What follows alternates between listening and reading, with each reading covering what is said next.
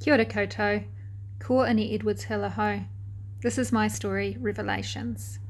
The year I turned 8, it rained for 3 days. The river rose towards the stop bank on the other side of the farm.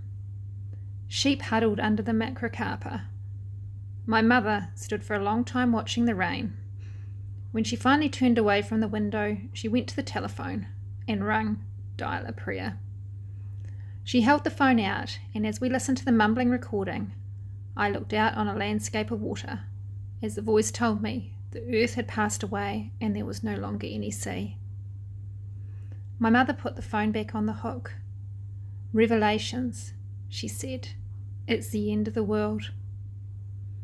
It stopped raining that day, and the river retreated back to the valley. Barefooted, I walked the dog, the grassy plains now lakes. I felt the grass at the bottom of deep puddles curl through my toes. Now the flooding is biblical. My mother rings and says the chickens have gone back to bed for the day, and she might too.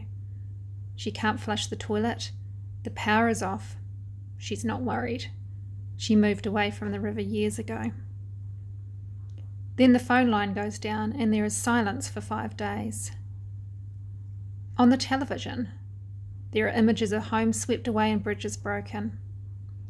I imagine her in her house on the hillside, turning away from the window in the rain as she reads her Bible.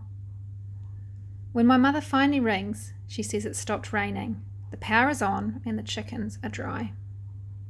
I visit her that month and we drive to the gate of the old farm and look for the house, but there is only dirt left behind by the river, the hot sun baking it into craters.